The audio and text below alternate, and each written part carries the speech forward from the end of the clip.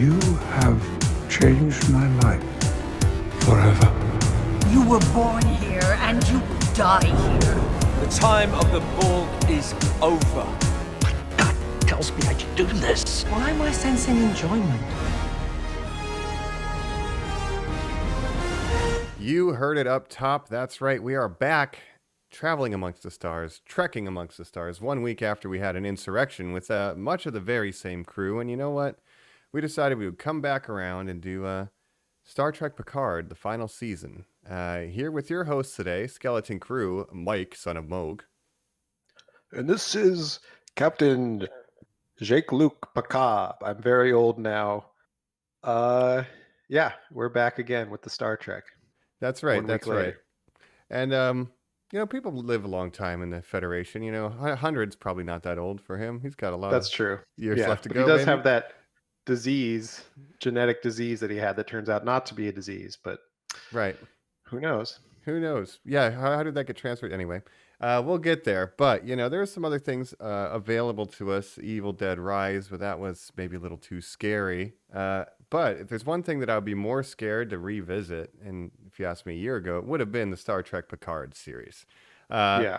Because we've talked about it here and there, but I don't think it's a secret that we're not fans of it. But Jacob, you know, where were you heading into season 3 after the first 2 seasons of Star Trek Picard? Yeah. Being well, a big we've fan talked of about it. TNG and stuff. Yeah. Definitely. Yeah. We've talked about it a bunch on this podcast, I think, about not just Picard season 1 and 2, but just the general direction of Trek has gone since really the Abrams movies and, you know, with certain people being kind of in control. But I think I've said a lot of things about season 1 and 2. I didn't like them very much. I didn't think they were very well written or well realized, I guess, on screen. So I was not really looking forward to season 3, but I knew that there were some changes that were made, and I knew there was going to be sort of a TNG reunion. So that did get me a little excited. So I went in with sort of mixed expectations and just hoping for the best. Yeah. You know, you're hoping for the best of both worlds, that you'll get this new That's direction and also the tribute that we've been hoping for, because, you know, seasons 1 and 2, I only got halfway through season 2 and just watched recaps. Like once we get Borg and Girardi and stuff, I'm kind of not with it. Season 1 was tough with the Romulan brother and sister, and tonally it was just so dark, and it's like you can swear and stuff in modern Trek, I don't care, but like tonally it was just very different from what I've come to know, especially those characters. I think in a lot of ways this season was sort of a course correction of the Picard show.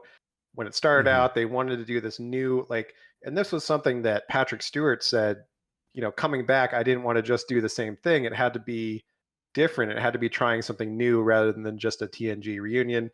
They tried that with the first 2 seasons, didn't go over super well. I mean, I'm down for new ideas, but if they're just not done well, then, you know, it is what it is. So I think with the 3rd season, really, they kind of course corrected. We're like, all right, we'll give the fans what they want, kind of a send off for the character and for the crew of the Next Generation. Yeah, I would agree. And just one final note before we jump into kind of the history of the show and get into full spoilers, by the way, for Picard seasons 1 and 2 and 3, mainly 3 we're going to focus on, but it's all on the table here.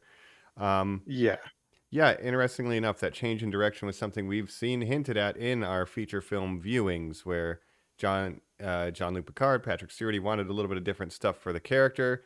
Same thing happened seasons 1 and 2, but finally we get reined in. And what I feel is, weirdly, it's maybe very a much very so. good sequel to the cinematic side of Next Generation. So yeah, it feels more like the movies, and they kind of wanted to strike a balance between just being sort of nostalgia bait and also telling a new interesting story. But like you said, this can be a spoiler heavy discussion, so this is really more for people that have seen it or don't intend to see it and just want to hear our take on it.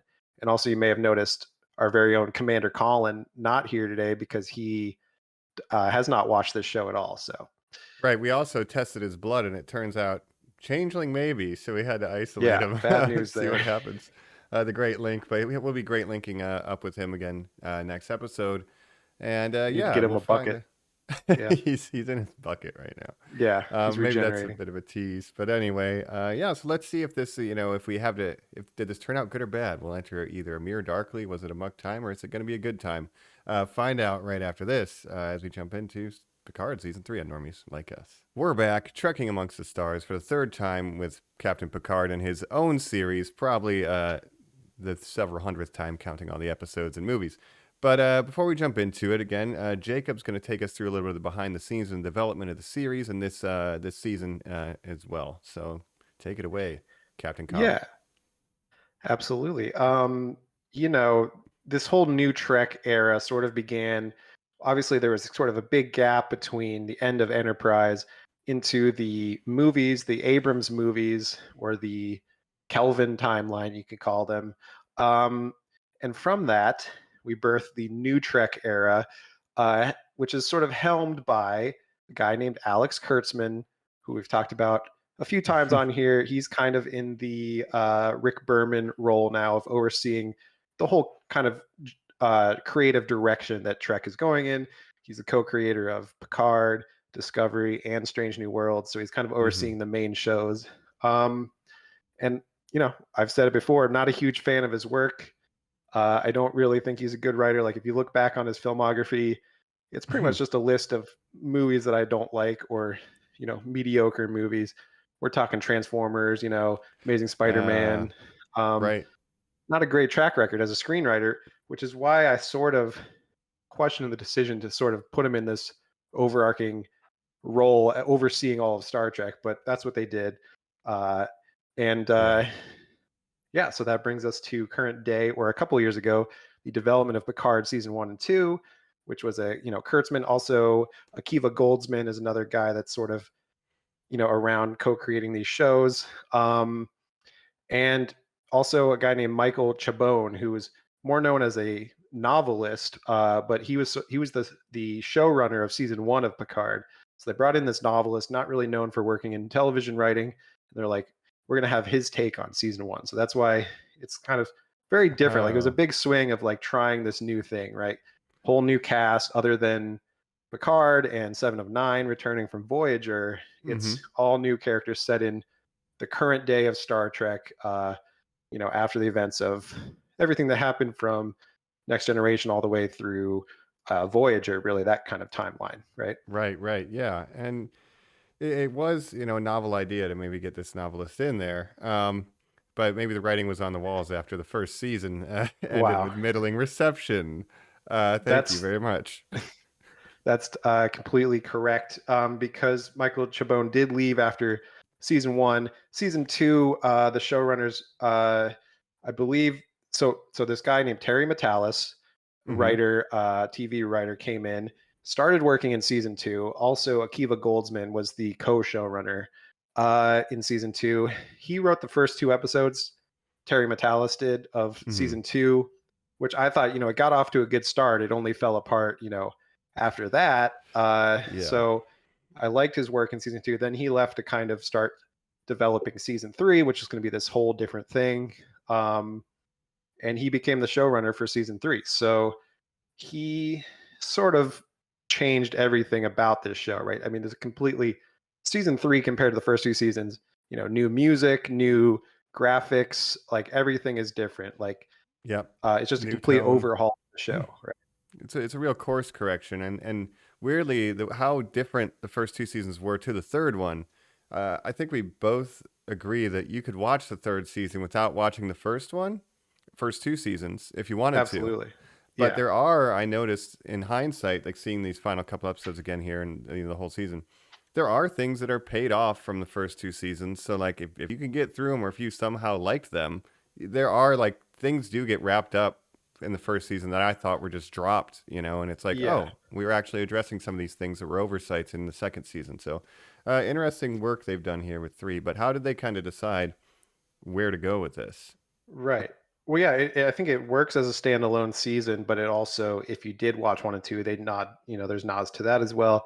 A lot of the original characters in the first 2 seasons, their arcs got wrapped up at the end of season 2. You had Girardi turning into the new Borg queen. What's that? Eleanor was in Starfleet. Eleanor, yeah, we had the Legolas of Romulans, doing his thing.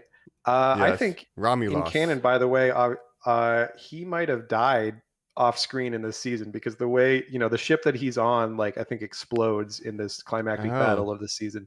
So rip Elnor, maybe. yeah, maybe Eleanor Romulus didn't live. But I wonder if Rios just getting drunk somewhere. I wonder if Rios is alive right now or not. Yeah. Well, You his know, story, you never finished season 2, right? So, not completely. So yeah, but sorry the for. way they wrap up his story is he just was like, I want to stay in the past because he met like this Oh, girl in that's the right. past. And so he's like, I just want to stay in the past. And Picard's like, well, it breaks every rule that, Starfleet has, but okay, sure. Yeah, he's like, I'm gonna help civil rights and stuff, which is a noble cause, Yeah. but he just stays in the past. That's right. I No, remember the but it's whole definitely ice arc. breaking the temporal prime directive, right? Which we Yeah, know is very yeah. bad.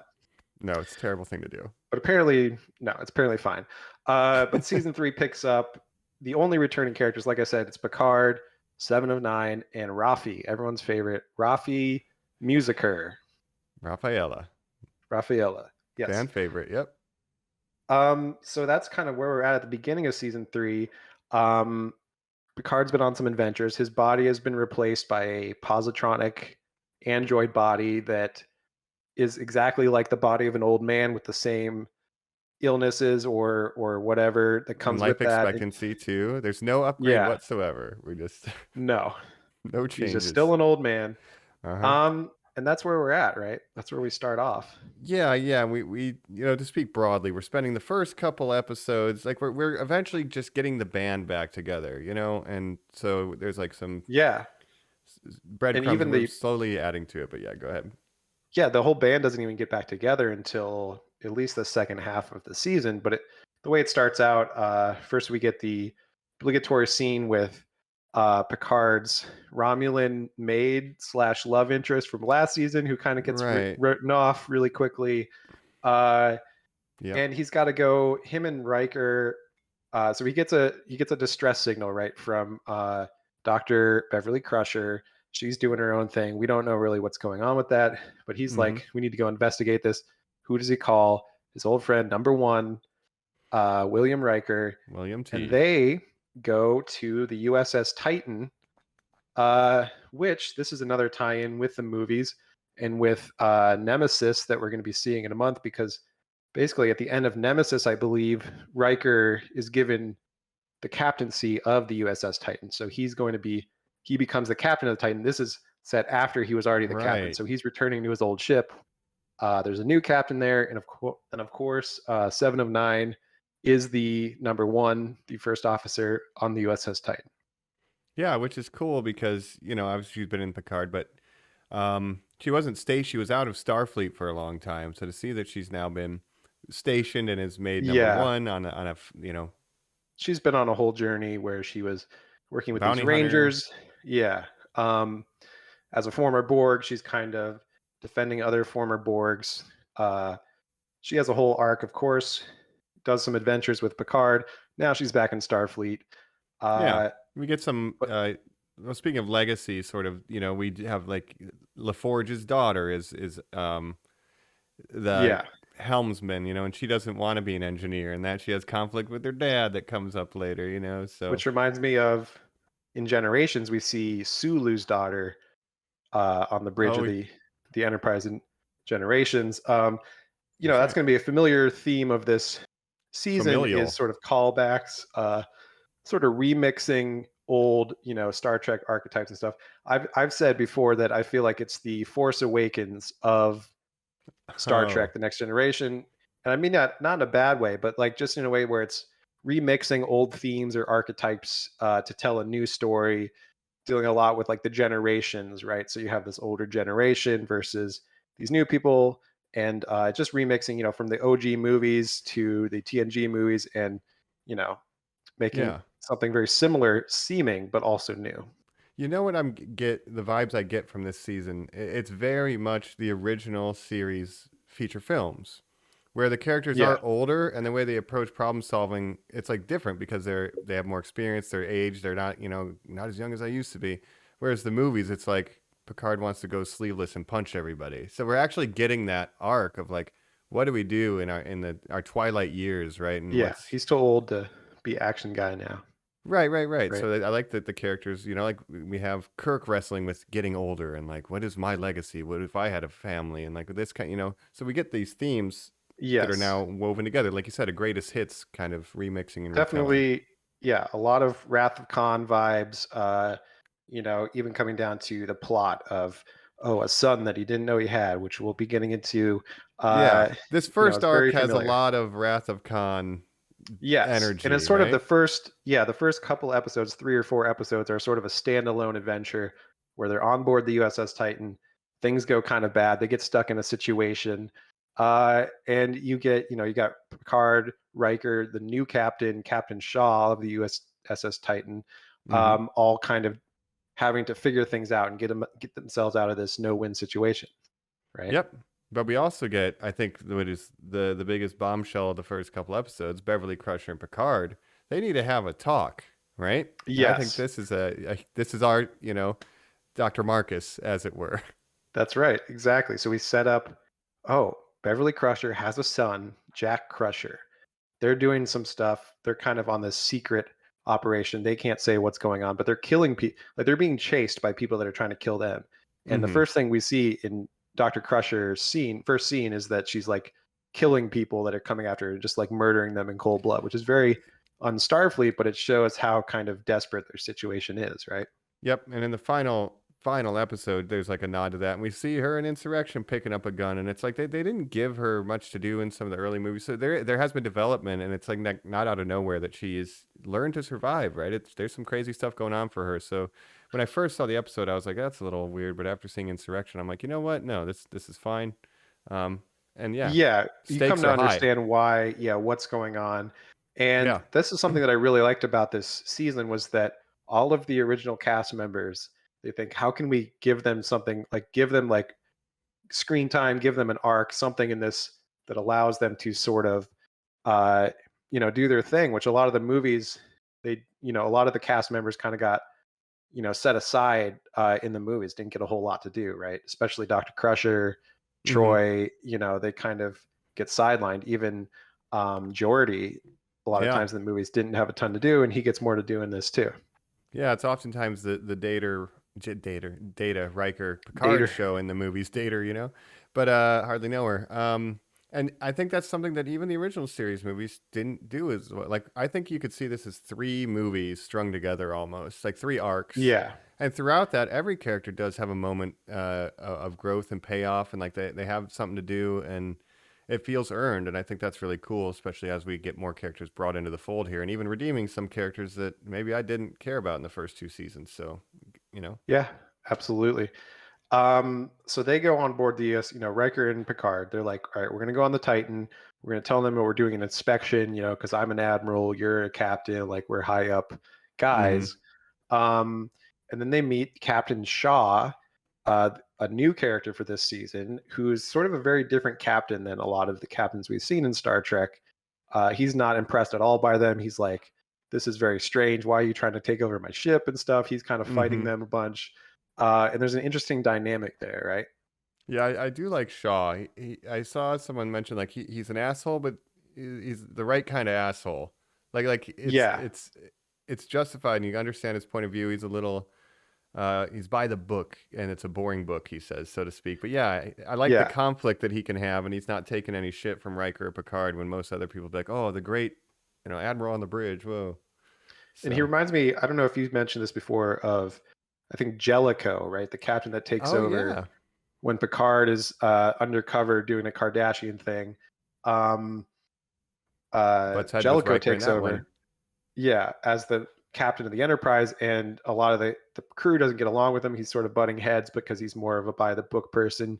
He makes Diana put on like a real Starfleet uniform instead of wearing like her lycra bodysuits or whatever. Yeah, Um, whatever ship's counselors are allowed to wear, yeah, she's like, what apparently. the hell? But Yeah. at the end of the day, like he was kind of right about a lot of things, and that's the way he ran a ship. But it just didn't, Riker didn't get along with him and all that. Yeah. So very similar vibes there. But Shaw, he is kind of an asshole. He refuses to call Seven of Nine Seven, and he calls her Annika. Annika, her human name, which she's like, that's not what I choose my own name, right? And I choose Seven of Nine.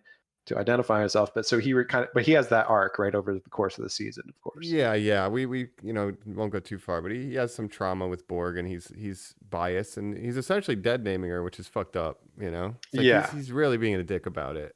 There's an arc, so like maybe he'll grow, but yeah, it's kind of wild. And what's interesting about him too is he had like an engineering background, so he became a captain through the engineering path, which is a little different than a lot of captains generally go through command and become lieutenant commanders and commanders and all that before they become a captain.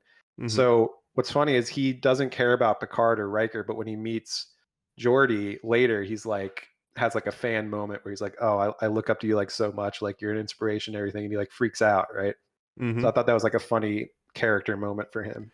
Yeah, and the series is riddled with that. But I'm wondering if we should jump to like what I think is one of the biggest character moments that sold me on the season, and it's when we get Picard and Crusher having that conversation about why didn't you tell me, right? Like, yes, that worked really well, and it really helped sell me on the rest of the season from that point on.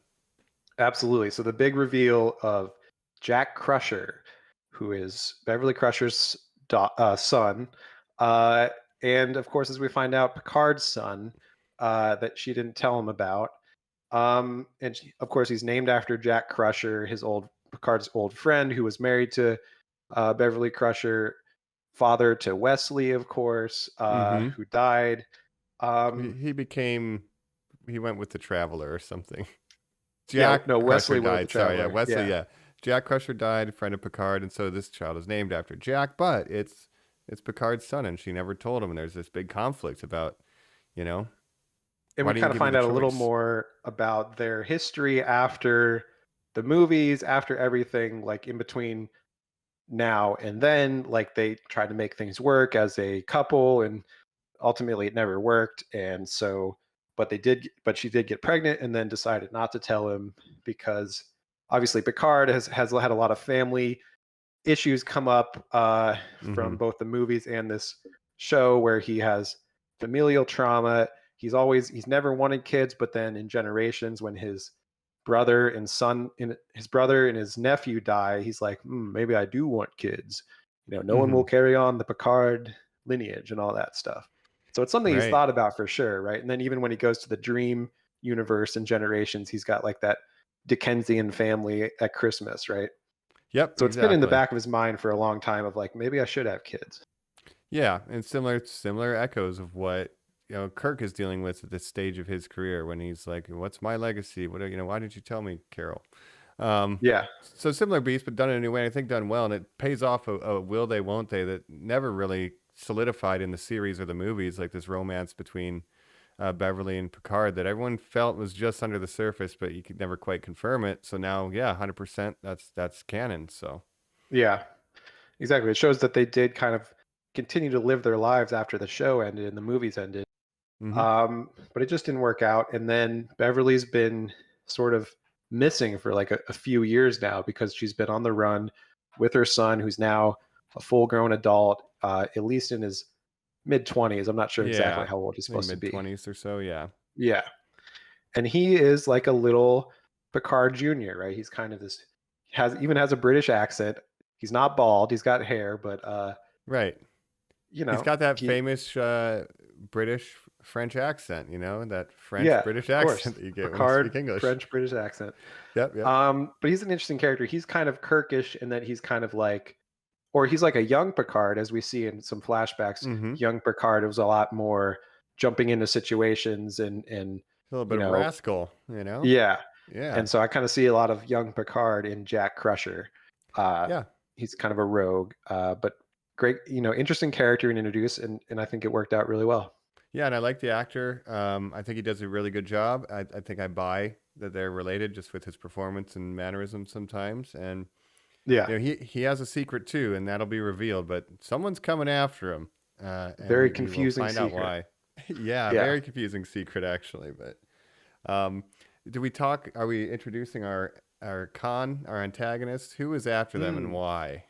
Right. So this new ship sort of appears, this like very dangerous looking ship, and it's helmed by this lady that we meet named Vatic, right? And she's like kind of really hamming it up. She's like, I'm gonna, kill Jack Crusher. That's what they're after. They need Jack Crusher. So that's what Mm-hmm. Beverly's been on the run for a long time. And so the Titan gets trapped in a situation. They have a portal gun technology, this other ship, right? Which is pretty But neat. yeah. And we find out they stole that from Daystrom Station and everything, but it was also, maybe they're stealing something else more important. And that was kind of to distract from that. Anyways, Vatic, we come to find out, well, she's played by, first of all, Amanda Plummer, who is Christopher Plummer's daughter. Christopher Plummer, you may remember as General Chang in The Undiscovered Country. So she's kind of following in his footsteps, playing a very dramatic villain character who gets to monologue a lot, right? The next generation of Star Trek villain in the family. It's a generational thing, so good for her. And she does a great job hamming up. She's always got a cigar or whatever. And yeah, I thought she was a lot of fun. And then once you kind of find out her motivation, what's going on, the larger picture of things, I mean, we can just say it, right? Yeah, I think we're full open spoiler wall, really. Yeah, and getting into some DS9 stuff, we find out it's the Changelings, the Dominion. So after the Dominion War, there's sort of a group of Changelings who went rogue and refused to, recognize the peace treaty between the Dominion and the Federation, and was like, no, we gotta.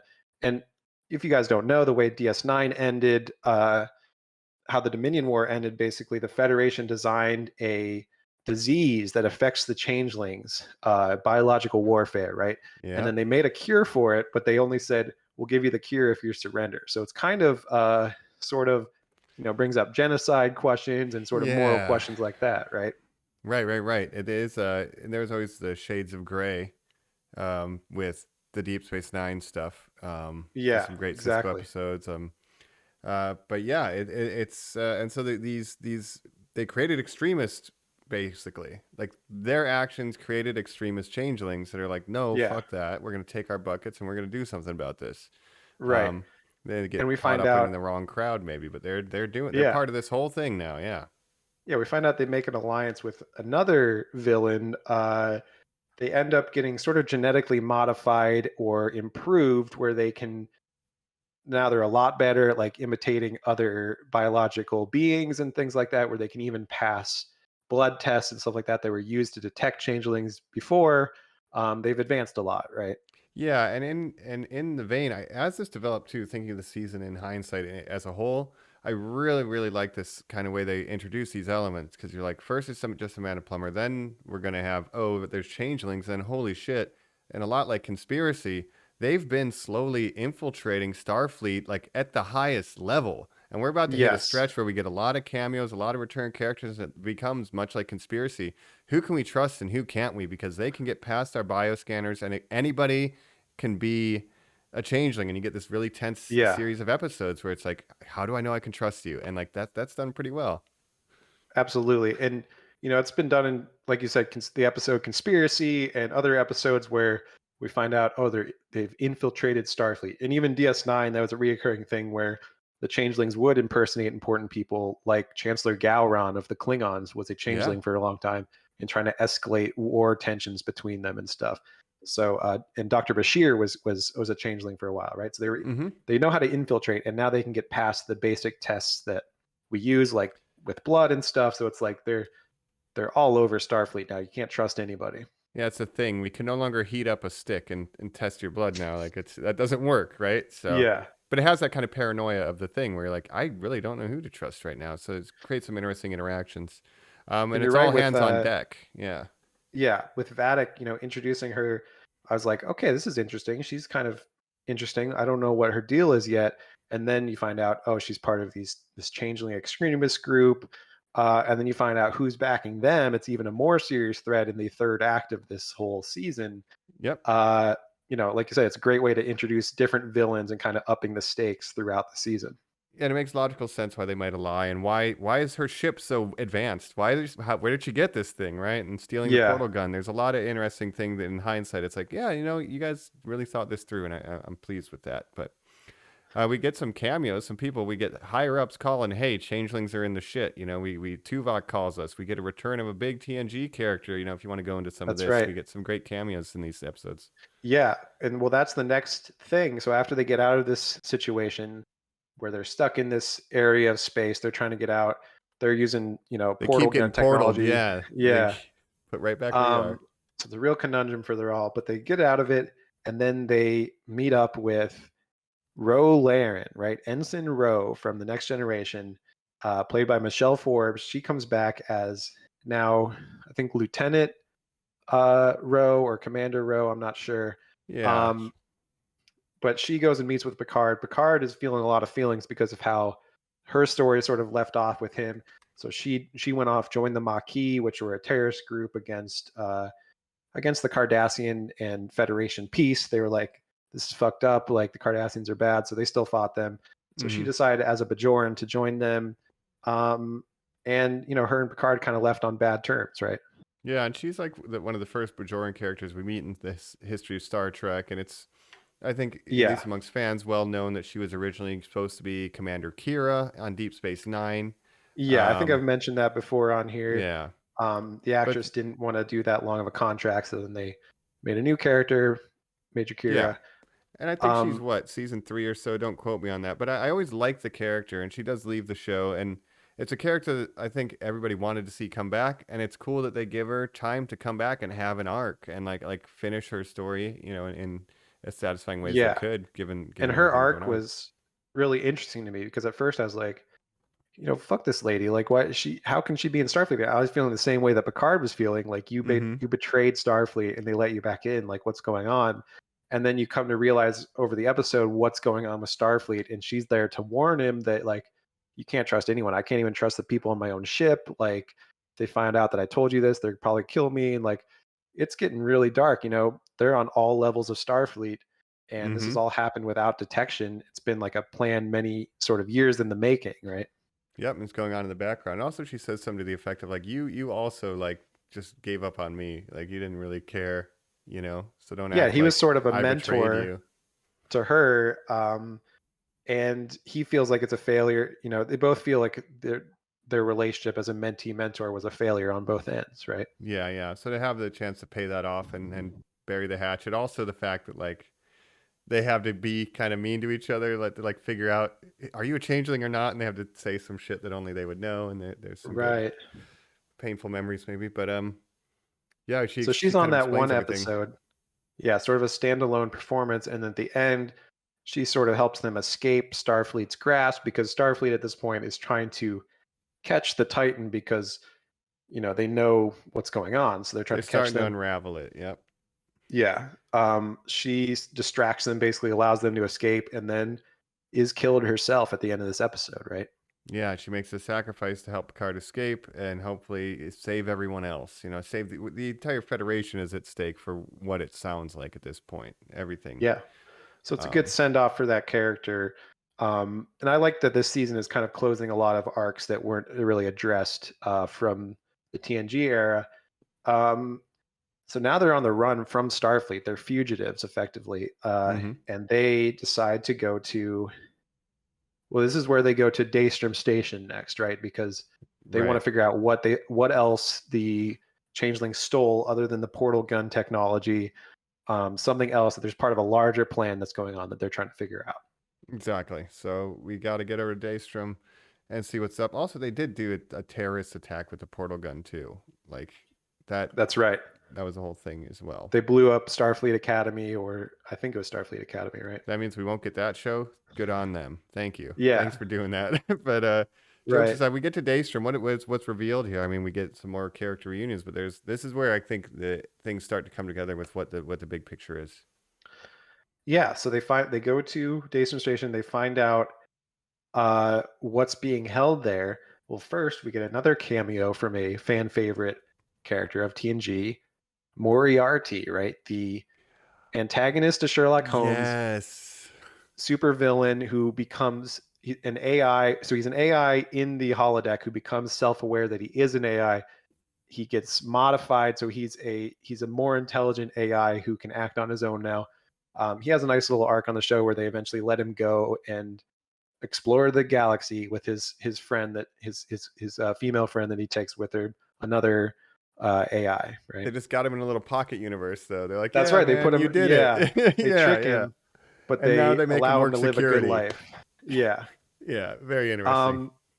So yeah, we find out he's sort of the security system of Daystrom Station, but then we find out it's not really Moriarty, it's actually Data, but it's Data, it's a Brent Spiner android body that has Data's personality in it. It has lore, it has Yep. B4, another character that we'll meet in Nemesis. Yep. Has every, Soong creation in one body, and he can switch from the different personalities. So lore, his evil twin, of course. Yep. And he's sort of the directory of Daystrom Station. He kind of monitors everything that's going in and out, right? Yep. So we're trying to see, hey, can we get data lore B4 online? Can we find out what's going on here? And we have Jordy with us at this point. At some point, Jordy meets up and to help us out with this. Right? Jordy is after they go from Daystrom Station to the Fleet Museum, where Jordy is the director of the Fleet Museum, and he joins up with them there. That's right. So we're trying to get data online, and when we do that, though, there's now a conflict where all the personalities, specifically lore and data, are kind of battling for control of the body, and so there's this He's kind of got multiple personality disorder essentially. Yeah. As an android, he's switching back and forth Kind of between paranoid these personalities, and so they've got to be like, Data, you got to take control of this body and sort of absorb the other personalities, but lore obviously is a strong personality, so they have a whole conflict. Yeah, Brent Spiner on Brent Spiner, violence. He gets to do some acting, which we appreciated in Insurrection, some of the movies. Brent Spiner getting to break the mold of typical Data. So when he's doing both lore and Data, and jumping from personality to personality, it's like really, it's good acting. Like he's, lore is a completely different personality from Data, and he's able to just switch on a dot, right? And just a facial expression would tell it all. Like, it's very good, actually. So full credit to Brent Spiner for still having the chops. Data, however, wins with love. He wins in the end with love. He doesn't try to overpower lore. He accepts lore because lore's never been loved. And then lore's like, damn, bro. And then they fuse, and now they're a new personality that's Data and lore. We're going to choose to just call it Data because that's what Data chooses. Data lore chooses, just call us Data, and that's how we refer to him. And the reason this body is even here is that they explain. So obviously in Nemesis, if you've seen it, Data sort of sacrifices himself for the rest of the crew and dies. Spoiler alert for next month, but it's an old movie. Yeah. And guess what? He's back now. And Picard sort of struggled with this, like in season 1. He's like, damn, Data like sacrificed himself for me. I'm feeling some things about that. But as we learn, one of the Soong relatives, so another Brent Spiner character from season 1 who has the android daughters like Soj and what were her names? Soji. Yeah. Dodge or whatever. Dodge. Sochi. Yeah. Dodge. So he had a before he died, he built an older version of Data. Coincidentally, just happens to be the same age that Brent Spiner is now. And he's like, I'm going to put every personality of Data into this one body, I guess. So that's how they explain that, right? Yep. And now we get Data 3, 4.0. I don't know how far we are in the cycle, but it's like a more emotive Data. He doesn't need an emotion chip. He has the full spectrum of human emotion, and he can use contractions. He can do humor now. Like he understands. He's more human than ever. Yep. He's more human than ever. He gets gut instincts. So we get him back, and we figure out kind of what did they take? What did they take? And it's kind of weird. Yeah. And also we get some Easter eggs here at Daystrom. We see Kirk's body, Captain Kirk's body. We see the Genesis 2 device just in a quick flash, which, Genesis device, obviously a big part of the OG movies. And we get weaponized tribbles, right? Genetically modified tribbles that are like attack tribbles. That's fun. Right. Yeah. Yeah. They infinitely multiply. That would be terrifying. And they find out, what did they take from Daystrom?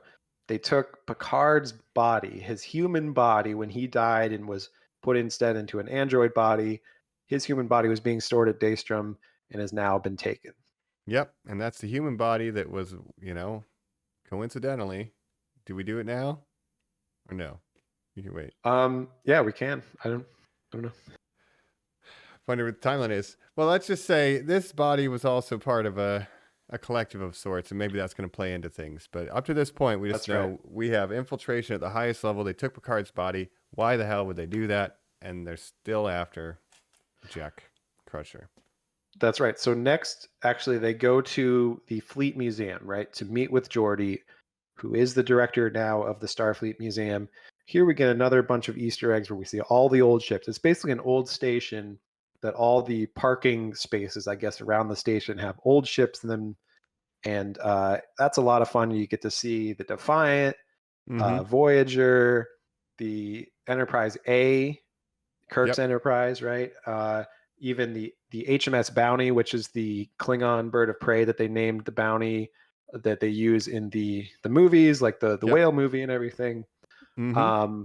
So we see a lot of Easter eggs. Even 709's like that ship right there, Voyager. That used to be my home, right? Yeah. No, that's a really cool sequence. I like seeing all this, maybe fan service, but I mean, that would be so rad. And it makes sense that as an engineer, Jordy's like, I'm old now. I'm just going to repair all these old ships and Yeah, just like that's his maintain them. hobby. Instead of Yeah. like repairing old cars, he's repairing and renovating old spaceships. And the Enterprise D definitely needed a renovation after exploding. Like he's put a lot Yes. of work into that one. Well, But that's yeah, the it's big very reveal is cool to that see he's been it. working that on the side. He's refitting or he's completely remaking the Enterprise 1701D, Picard's main Enterprise from the show. Right? And the best, in my opinion, the best Enterprise design, just from an aesthetic stance. I really like the D. So Mm-hmm. it was great to see it being refurbished, and yeah, that'll come into play later, right? Yeah, the nostalgia really hit. But we can talk to Jordy because in the show at least, Jordy and Data were very good friends too. So it's another reunion for them, That's right. which We're is pretty slowly getting cool. the band back together. We didn't even Yeah. mention Worf's part in this, where Worf is working with Rafi to uncover this whole mystery that's going on, this conspiracy, right? They're So they're doing contributing their with own their thing. clues, yeah, and they're touching base with our heroes here and there covertly when they can. But Yeah. it's hush hush at this point. Yep. And like we said, Geordi's daughter is now the pilot of the Titan. We meet his other daughter on the museum, or working with her dad in the museum. And fun fact, that daughter is played by LeVar Burton's real daughter, Oh, that is a not the fun main fact. daughter that's the pilot. She's a different No, actress, but yeah. the one working the station with Jordy directly is his real daughter. That's cool. Look at this legacy stuff, man. Even Yeah. literally, Star Trek Legacy. we get Amanda Plummer and little Darla LaForge. Yeah, Good for them. that's true. Yeah, and then so we find out what they're planning.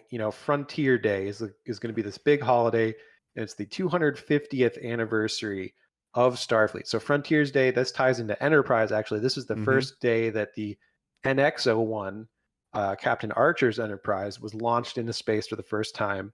It's called Frontiers Day. It's basically like Independence Day or something for the Federation. Like it's the day that Space, the Starfleet new was created. frontier, right? That we took our Exactly. first one small step for mankind of thing. And that that's does my set favorite this ship. Just saying, but yeah, the NX-01. Yeah, the outside, that's a good the one. inside is the Enterprise D, though. It's the coziest. It's definitely a different era. It's like much earlier era of space exploration. So I like that the Mhm. different aesthetic and different like designs and everything. But For sure. but Frontier Day, thanks Scott Bakula. And this is setting this this Picard season 3 in a very specific date because it's 250 years after the first Frontier Day, which we know from Enterprise is like 2151. So this is set now in the year 2401. Gotcha, 2401. 2401. Yeah. Oh, we're on our way. But yeah, Frontier Day, obviously a great place to enact your plan to take over Starfleet, especially if you have a bunch of changelings. Everyone's gonna be there. Everyone's gonna be there. Every ship's gonna be there. It's the party of the century. All And they're right. piecing together what's going on here. We find out that the Starfleet leadership has this new program that they're integrating, and they're going to link all the ships with AI. So they're all connected on one network. What could go wrong? That's always a good sign, right? When everything's connected on one network. Everything's all connected together. That way, if one ship is in trouble, all the other ships will know it, right? There can't be anything wrong with Yeah. this technology, right? This is totally above board. Which is kind of surprising that they've only thought about this now, because that's technology that could be done today. We can network computers together and stuff. But you just make up a subspace. Yeah. It's difficult over light years, but they figured it out now, apparently, with technology collected from several other species, But maybe. yeah, but Picard and the rest, they're like, that's a terrible idea. Like, every ship should have its own crew and captain and do its own thing. You're Mm-hmm. networking these together. This seems like a weird idea, but okay. And here we get another cameo from Lieutenant Shelby from the Best of Both Worlds, That's right. now Admiral Shelby, and we see that she's in control of the 1701F now, the current Enterprise of this day. She's Mm-hmm. piloting in this ceremonial thing where all these ships are gathered together for this big celebration, right? What could go wrong? It's a big parade. Nothing could ever go wrong here, especially if they're all networked together. But this is sort of where we find out who's really behind, who was working with the Dominion, who was working with the Changelings. We forgot to mention Vadic was killed basically earlier. She tried to take over the Titan. Eventually they figured out how to get rid of her. She died. So we're like, okay, I guess villain dead, right? Everything's fine. No, the real villain we find out is it's once again coming back to the Borg. It's never not. Picard's greatest nemesis, right? Besides Tom Hardy. Yes, of course. Well, I guess, anyway. That's a Star Trek nemesis. Yeah. That's a Star. But yeah, the Borg, once again, Electric Borgaloo, they're back at it again. They want to, take over, assimilate, maybe not assimilate, but they want to take over Starfleet. Obviously, that's their greatest enemy. Picard, he wrecked them. And again, they've evolved like the Changelings. They're a more sophisticated Borg now. They don't need to assimilate because they can just take you over with this plan that they've been, planning, basically remotely. They can just inside of every human now, there's this genetic thing that they can take over. And that's due to, we find out, Jack Crusher's role in all this, the son of Locutus of Borg, right? We find out, first of all, we find out this genetic disease that Picard had in season 1 and 2. They're like, actually, that was misdiagnosed. It was never a disease. It was something that was intentionally put in him by the Borg to become like this receiver or transponder of the Borg. So he was the Borg spokesperson, but they passed on genetically to his son, Jack Crusher, this genetic capability where he's becoming the new Locutus, right? Essentially. Yeah. It's like when Picard left the collective, something was left in him that could only receive transmissions. So he would have flashbacks and hear echoes in the movies and stuff from the Queen and this and that. But once he had a son, that mutated just enough that now there's a transmitter and a receiver. So he can send out Borg waves to other humans and it will infect them, basically. Yeah. And Jack Crusher throughout the season has been experiencing like hallucinations, and like he's not always in control of his body, and he keeps thinking that he's like killing people or something's going on. He's like freaking out, right? Then at some point he starts like opening up to it, and he's able to telepathically communicate with LaForge to get out of a dire situation. And it's like, how did you do that? You just sent me your thoughts. So he starts. He can even take control of their body, like make them do certain things, right? Yeah. So he's like, something weird is happening here. They're trying to figure it out. Eventually, he realizes, I need to answer the call of the Borg. The Borg Queen is calling to me. I must go to her. And we get return of the Borg Queen from First Contact. Same actress. I'm forgetting her name right now. Yeah, but it's wild because we had Dr. Girardi like get infected by the Borg Queen in season 2, right? So we had a different Borg Queen that was being held by the Federation in this prison that they kind of escape with in season 2. And eventually she merges with Girardi. They become like a benevolent offshoot of the Borg. But this is the other Borg, I guess. There's multiple Borg Queens apparently. Which I'm not was sure always exactly speculated, right? So that might be confirmation of that. Again, we've had a lot of Borg drones like separate from the collective, and there's always an exception to the rule, so who knows if the season 2 one was different or not. But we're getting especially after seeing the movie when sweet green gas explodes her, and the big finale. Yeah. She's not looking too great. No, yeah, she looks different. And I was just looking up, Yeah, she's played, or at least she's voiced in this season by Alice Krieg, who did play her in First Contact and also in the Voyager finale. that's right. Um, Last season's Borg Queen was played by Annie Wershing, who unfortunately passed away of cancer very recently. Oh, it's too Um, bad. yeah, but so Alice Krieg is back doing the voice, and we see the new Borg Queen. She's kind of mutated. Very cool look, right?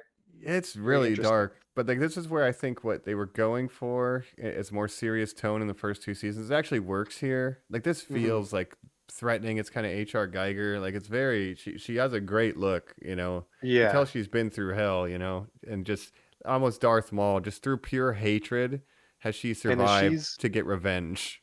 yeah, and I'm wondering, is she the same queen that from First Contact? Because Picard did like crush her skull, like in that movie, right? That's Oh yeah, maybe it can't be. Maybe there's just multiple. she has See, like the Terminator moment where she's like a skull and a spine, right? And oh, then he snaps the spine, but yeah, if she yeah, was just a skull, so who now I'm getting confused with what but are you maybe she doing, could have been writers? fixed. Yeah. But she's I mean, got who this knows? trauma of Yeah.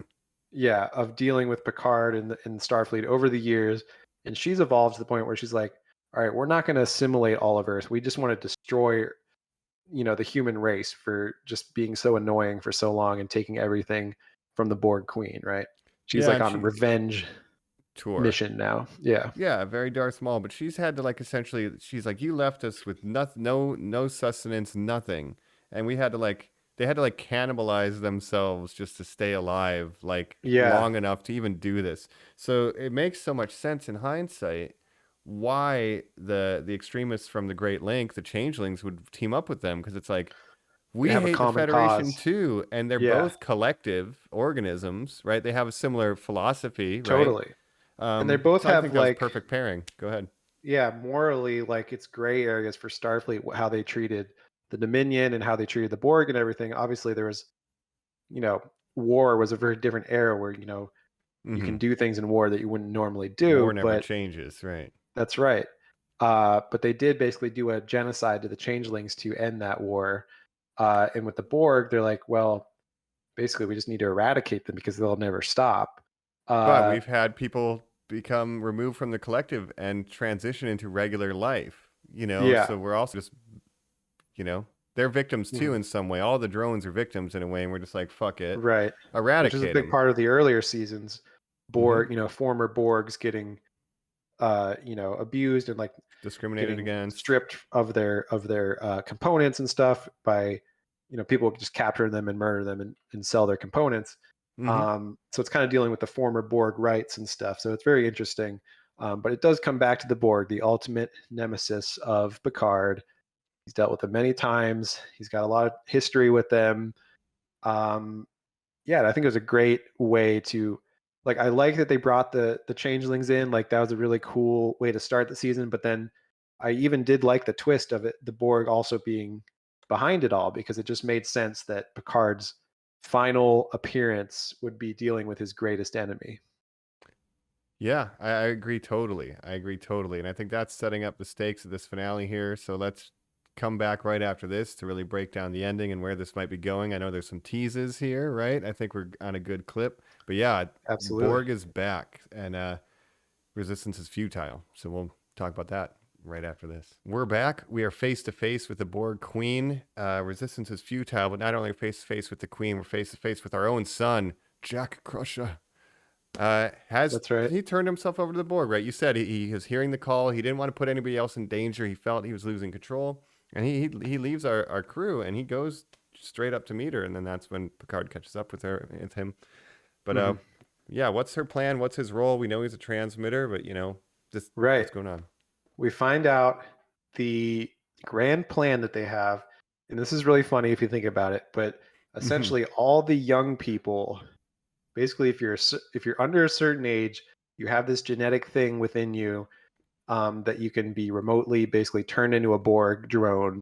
Hmm. Uh, And that's their plan, is they're going to take over Starfleet by controlling the young generation. Everyone over a certain age is okay because they were, born late. They were born early enough. But essentially what it becomes into is boomers having to save the world from Gen Z and millennials, and having to be like, back in my day, but the boomers are here. They're going to save the world.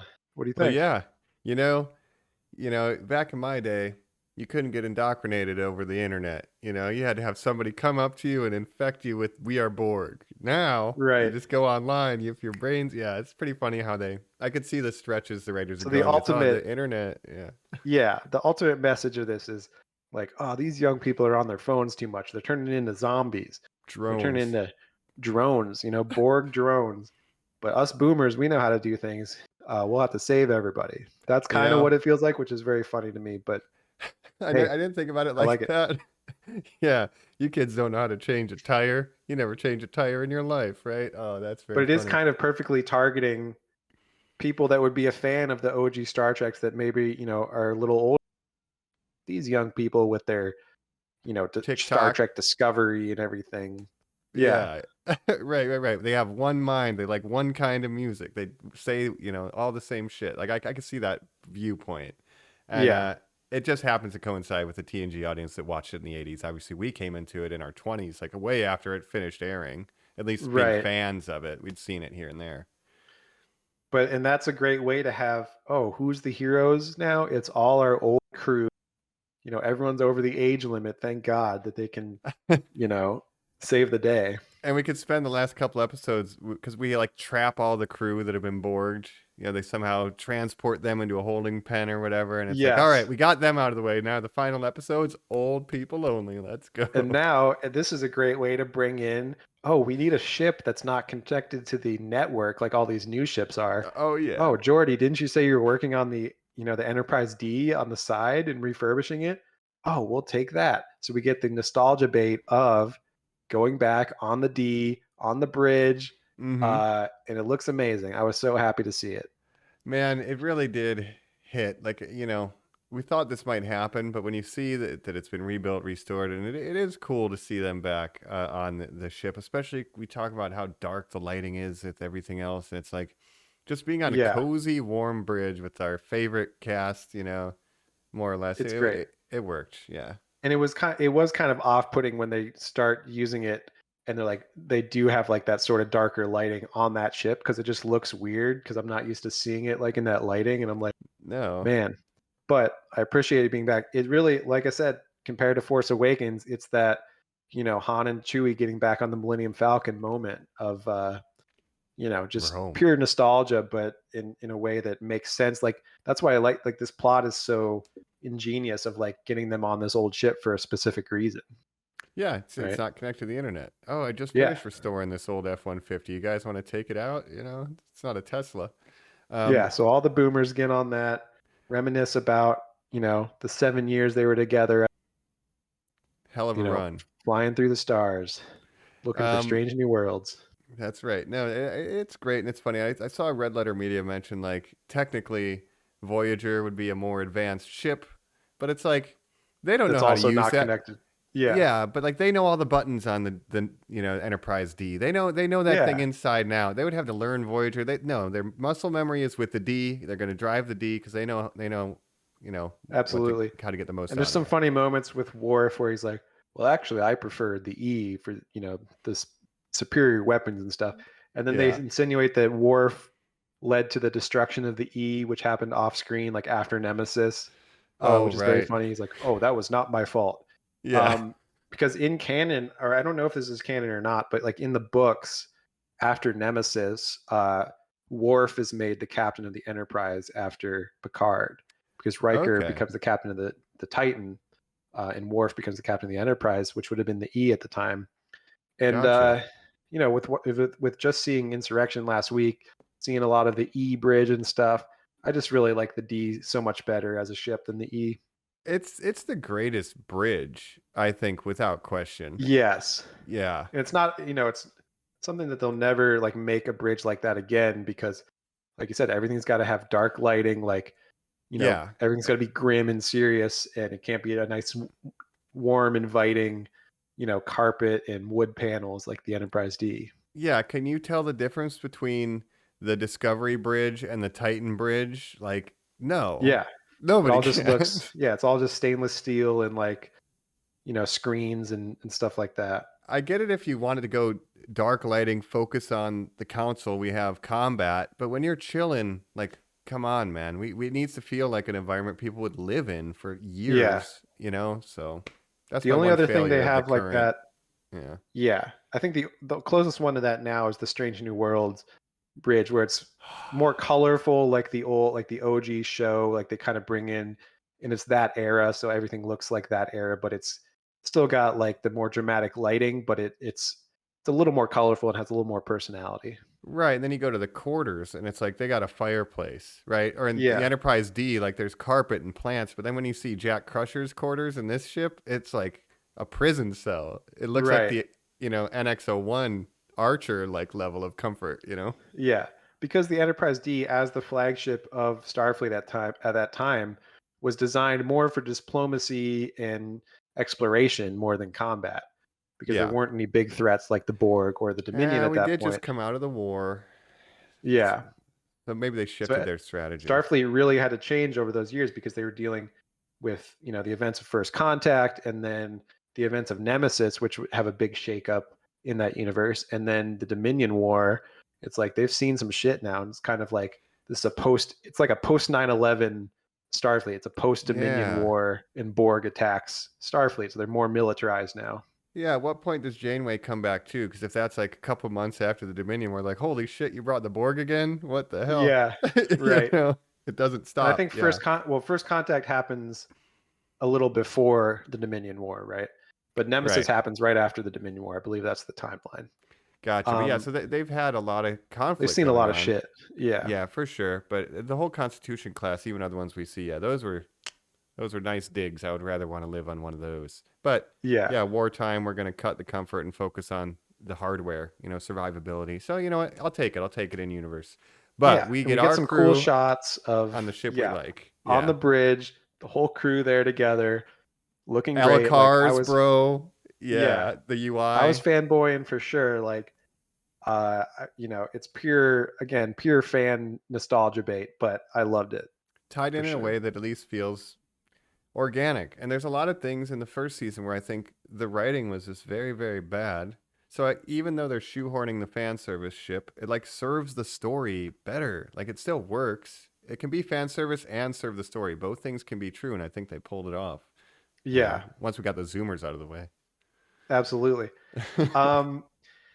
Yeah, so the young people are, trying to take over Starfleet. Our crew of boomers has to save them using the boomer ship, the 1701D. Borg cubes And on it's the way. Frontier days happening. Time is a ticking. They're gonna yeah, blow up Earth's defenses and take everything down. So we gotta put a stop to this. right. And what happens next? Well, Picard goes to where the Borg Queen and Jack Crusher are.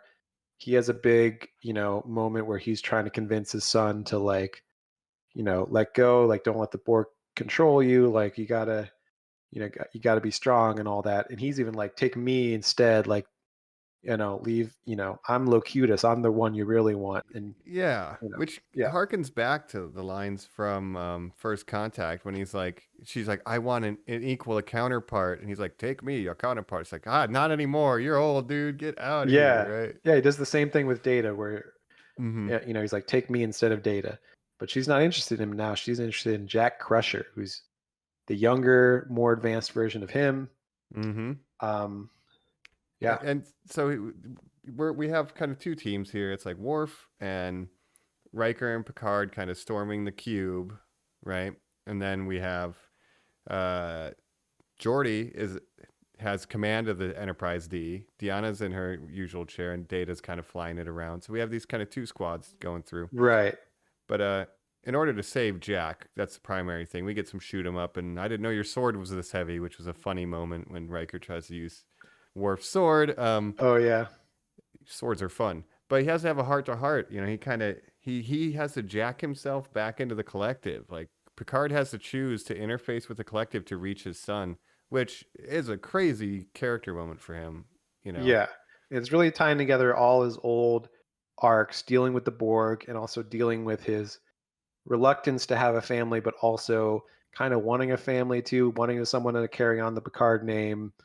Hmm. Even though his name might be Jack Crusher, he's still kind of, he's still his son. So, yeah, it was a really emotional, and it's really a great way to sort of wrap up the character of Picard.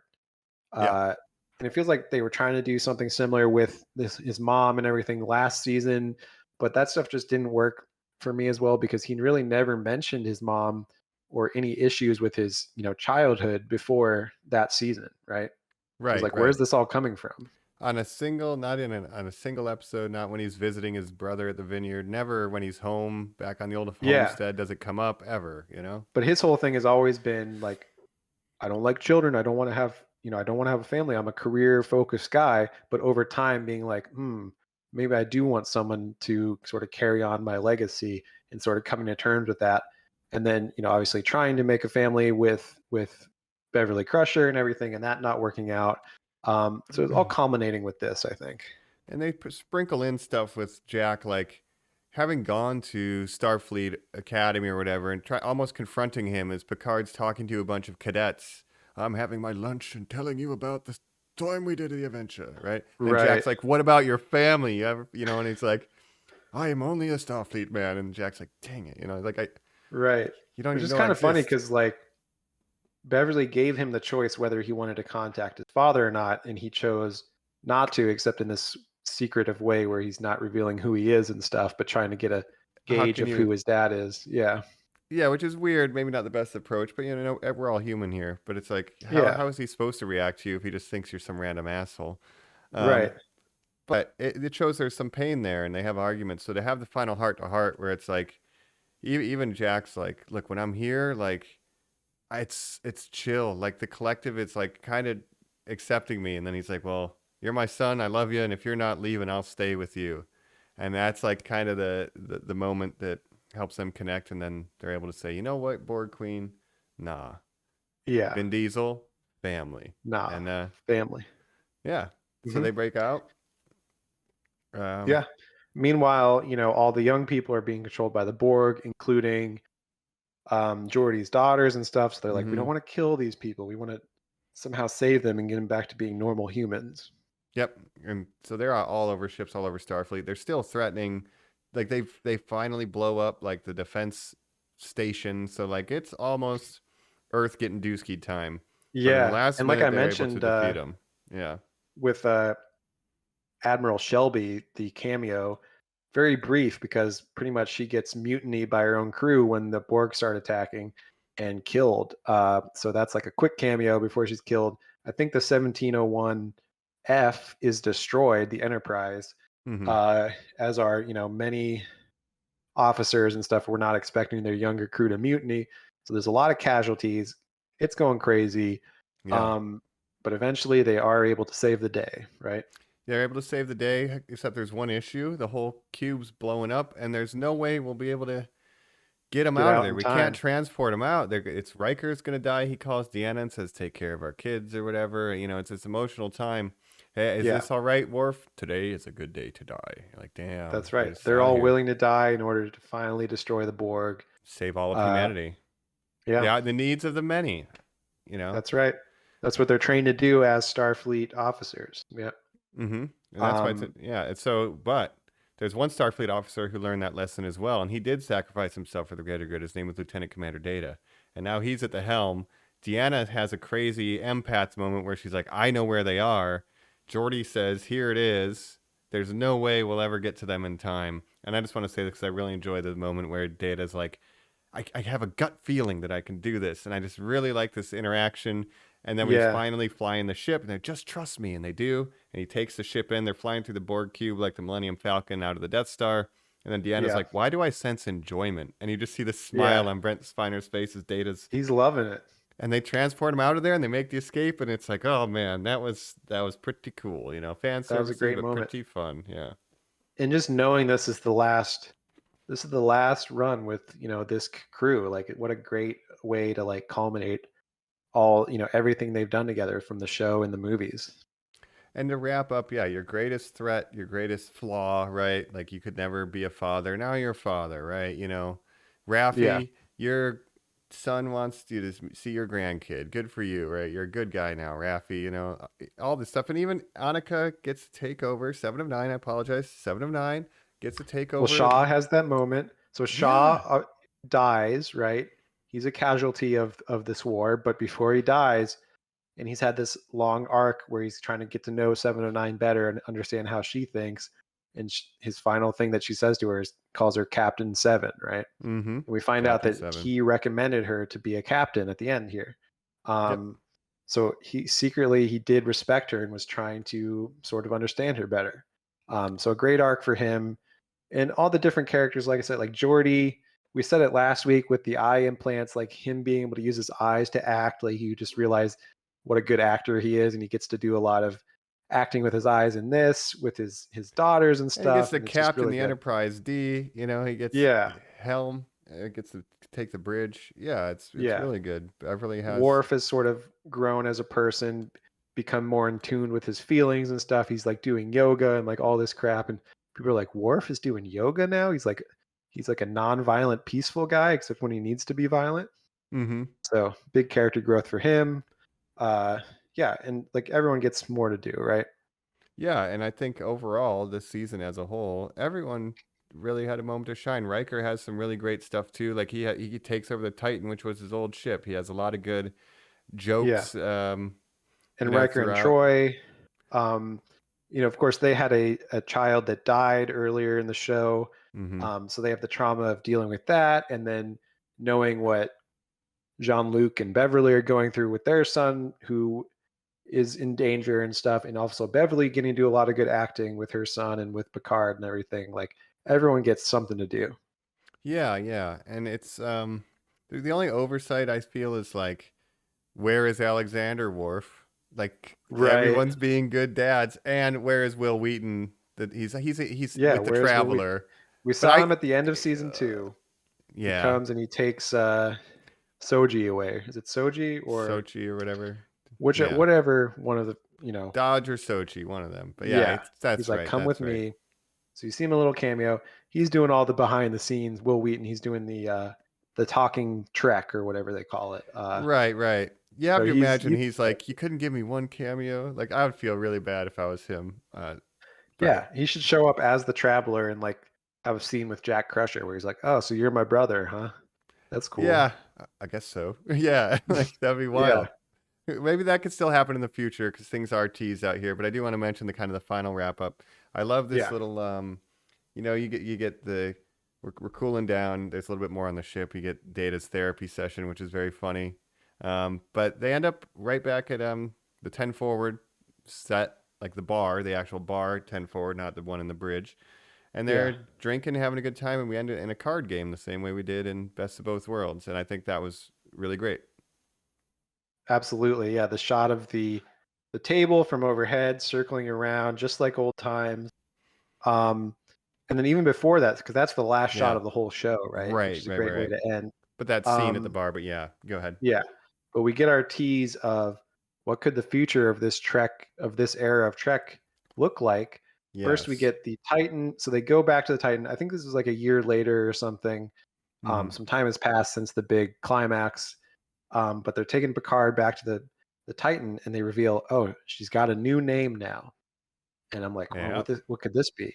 And it's now the Enterprise. Sorry. Yeah, USS Picard. I almost thought and what's the designation? I shouldn't have cut you off, but yeah, so we get... Oh, it's the 1701, I assume G, because I think the F was destroyed in that big battle. So they need a new 1701 G. So they rename the Titan the Enterprise. And we find out Captain Shaw recommended 7 of 9 to take over as captain. So we've got Captain 7. We've got First Officer Raffi, her girlfriend. Conflict of interest. You got to report that to your ship's counselor. Well, who's your ship's counselor? There, right? right. And then we get Jack Crusher starting his first day as an ensign on board the USS 1701 G Enterprise. Yeah, the Enterprise G, which maybe mild take. Um, I I don't know if we need to name it Enterprise G. I Hmm. think 7 Captain of the Titan. I think that's great. Let her Could have have just her been own the legacy Titan. with the Titan. But I But get what with they're the going F for. being destroyed, they did need a new Enterprise because that's like the flagship of the fleet. So at Yeah, least in my head, I think like, oh, okay, the Titan must be the next best ship after it the Enterprise. was So if it was state of the destroyed, art. it kind of gets promoted to become the Enterprise That makes sense. instead Next of man building a up. whole new ship. Yeah. Yeah, it's probably prohibitively expensive. Plus, the wars What's are interesting to me costly. is that the current day one was called the F because that means it went, from D to E to F. So the E, the one in the movies after was the Enterprise for like another 20 or 30 years until, or we know that Worf somehow causes destruction. Yeah, And then the F took over at some point, but there's only been one iteration since the E, which is interesting. yeah, yeah. I guess And it now the just G. I guess wartime, peacetime. When is stuff going on? What's the turnover rate? I guess, and do you have flagships? Who Right. knows the bureaucracy? But I think it's fine. We have an Enterprise G now, another one to add to the ship collectors list. We get a little model of the D getting put down in there, a Yeah. little eagle moss. And we've been seeing, the inside of this ship this whole season, and now we know that it's the new Enterprise. It's like we know what it looks like. And it works for them too, because now they can use those sets again. Obviously, if they are going to do this, and what's speculated is clearly a Captain 7 of 9 show. I don't know what you call it, but Yeah. So I it's set like, up, yeah, yeah, it's set up perfectly for a spin-off with them flying off to start their adventures in the stars. Um, and I don't know if it's a spin-off that will get made, but it's definitely could get made. And I know Terry Matalas, the showrunner of this season, who basically turned around this whole show, has pitched an idea of this spin-off called Star Trek Legacy that would have mm, Captain Seven, they would have, Rafi and Jack Crusher on board. LaForge's Um, daughter. yeah, so it's definitely something they could do. And I know, like Strange New Worlds those characters started on Discovery, and then they were so popular that they made a spin-off Hmm. with those characters. So if they're listening to fans and enough fans want it, I think they could make a Star Trek Legacy for sure. Where are you at on it? Do you have an interest in Star Trek Legacy after kind of what we saw this season and where these characters? I think, yeah, it could be interesting. I mean, it's better than the show being called Picard and just having a bunch of random new characters.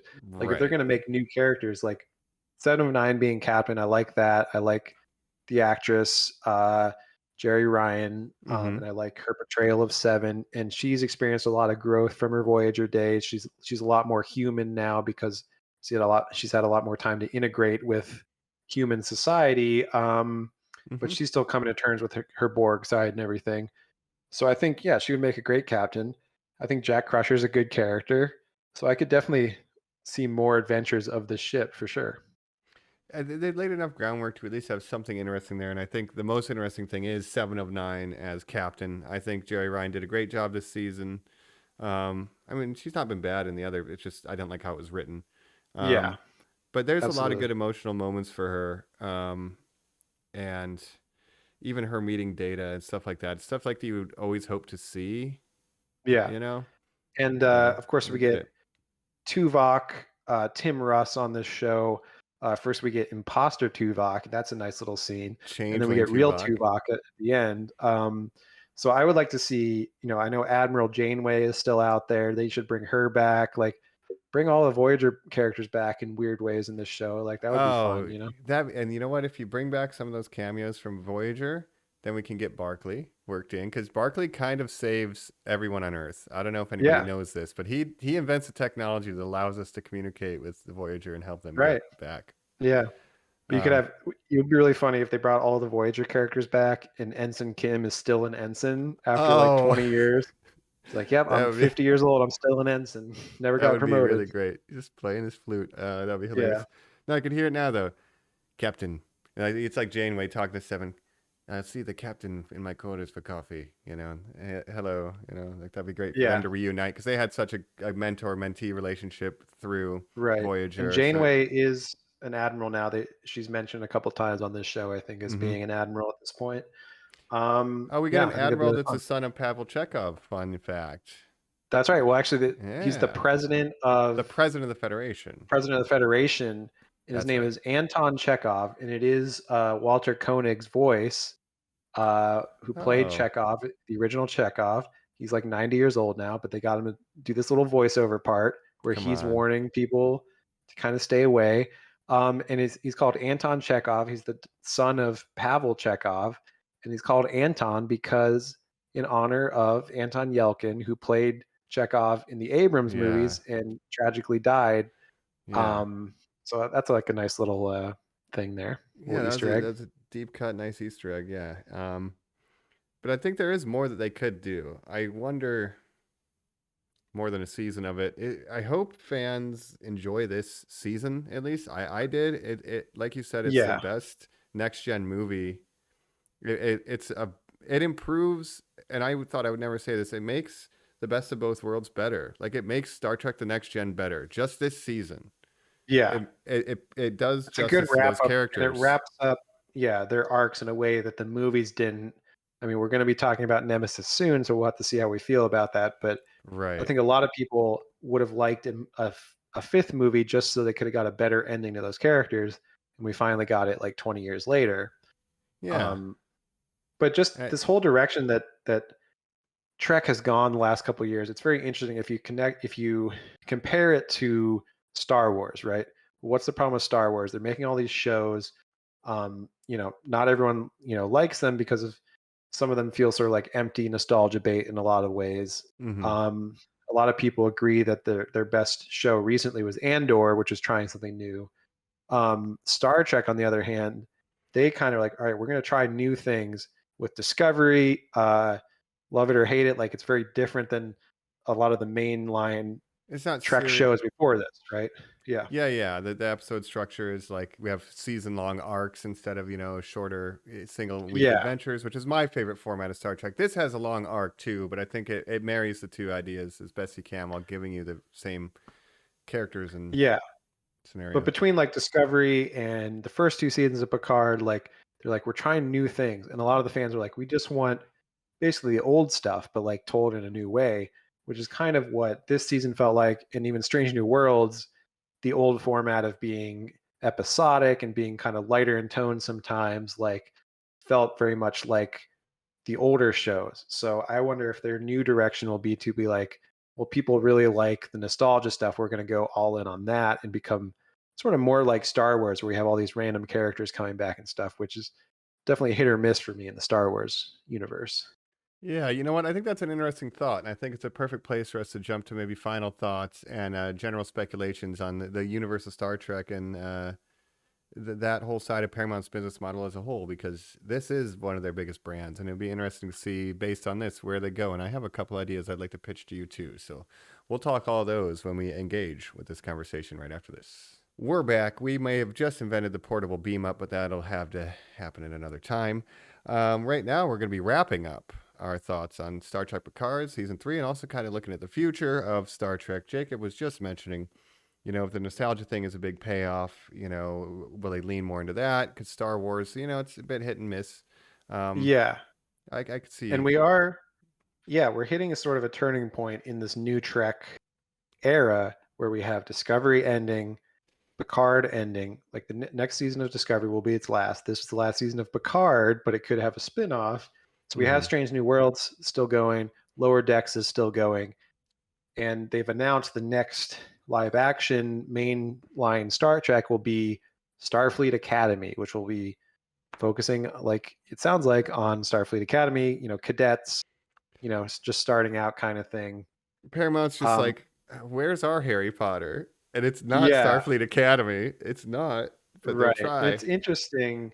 I mean, Starfleet Academy is an idea that they've been tossing around for years, going back to even before the Next Generation, because they wanted to do a Starfleet Academy even way back when they were making the OG movies.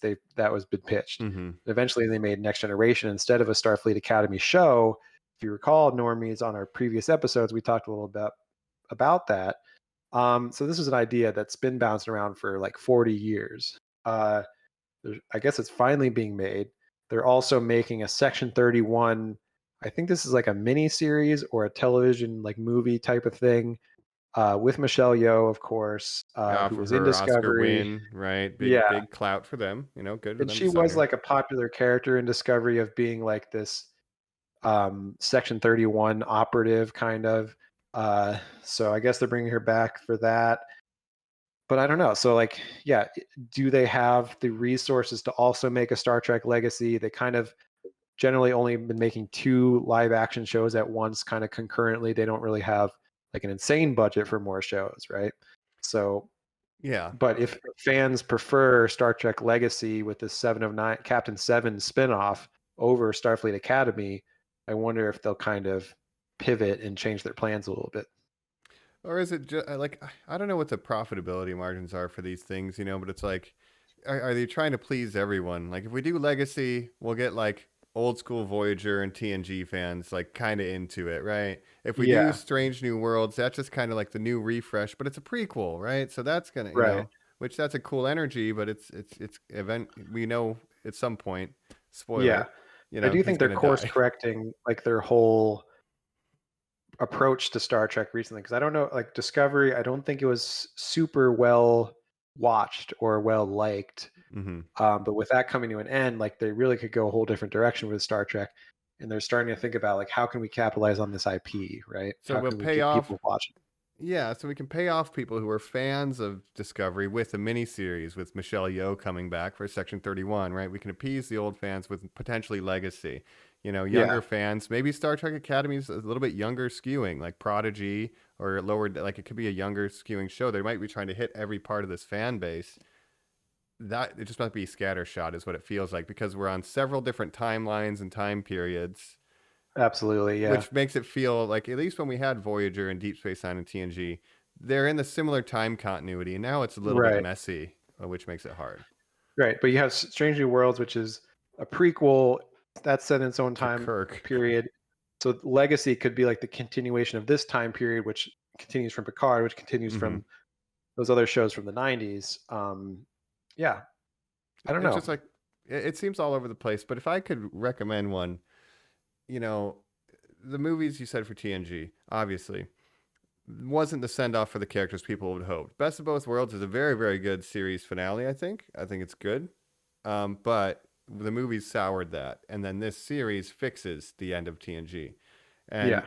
I recommend, I don't think it'll ever happen because nobody cares that much, but I want to bring back Captain Archer.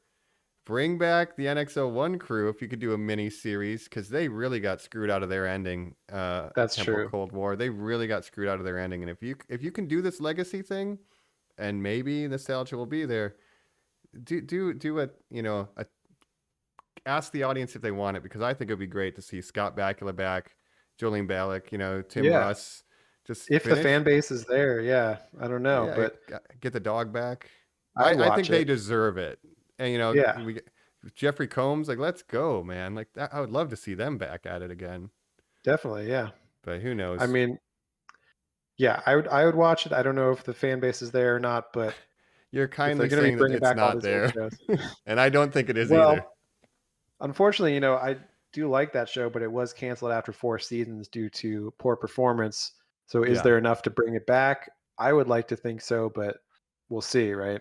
I think it's been a long road getting from there to here. That's It's right. been a long time, but I don't think their time is ever going to be here, unfortunately, as much as I would love to see it. But I'm advocating for that, Paramount, if you're But listening. it is interesting.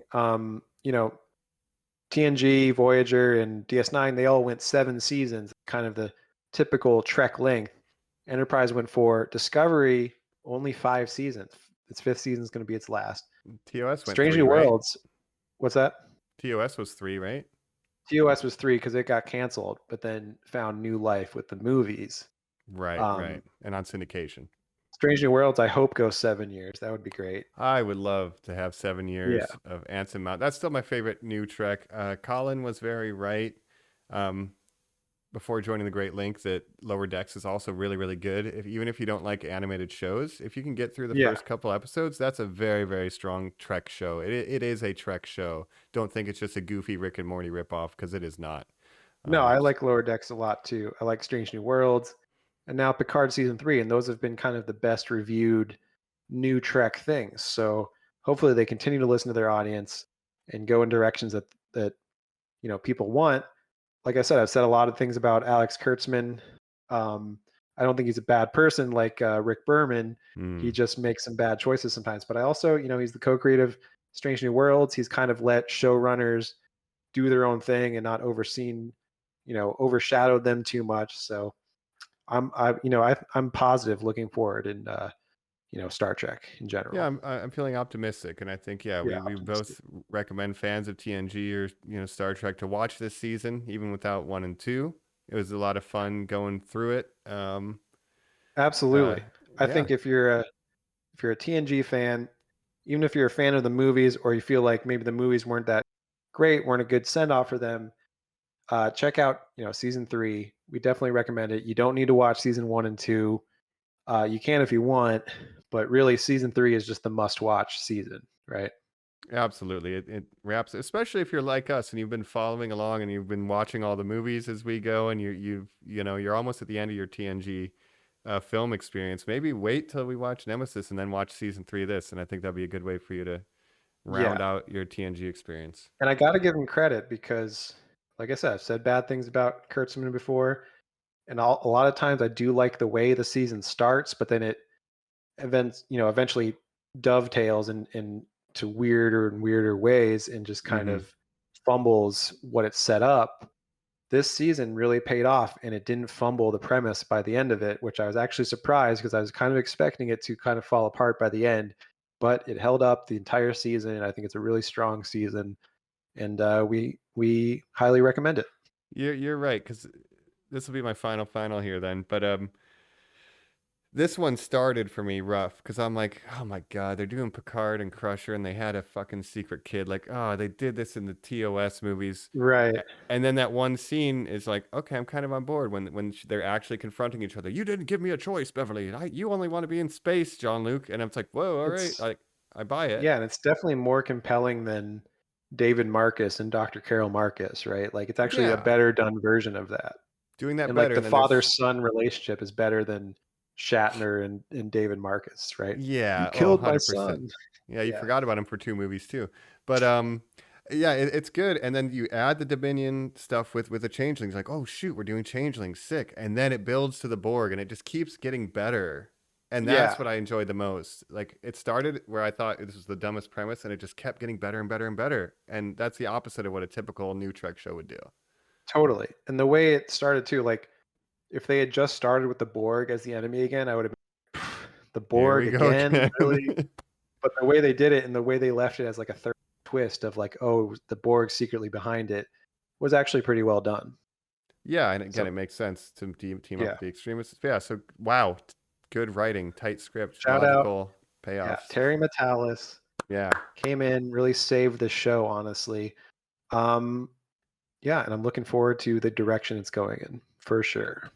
yeah. Terry Metalis out here, our second favorite Star Trek related Terry, I think, after Terry Yeah, Farrell. But that's shout right. out Yeah, Hellraiser 3. But no, really great shout job, out Terry FDX. Metalis. Yeah, Yep, yep. Uh, excellent work on this season. So yeah, hopefully y'all check it out and you enjoy it.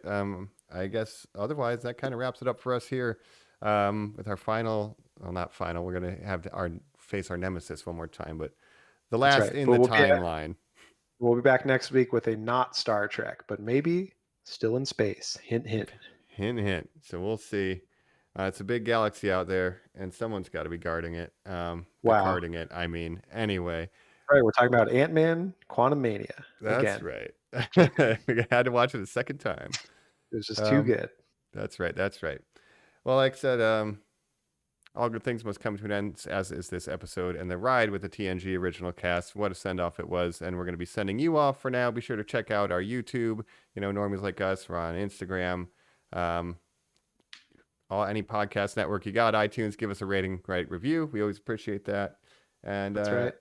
otherwise, yeah, your hosts. This is Mike, son of Moog.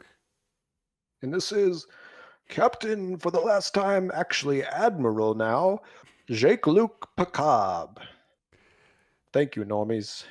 It's been an honor. Be sure to like, share, subscribe, whatever. Make it so.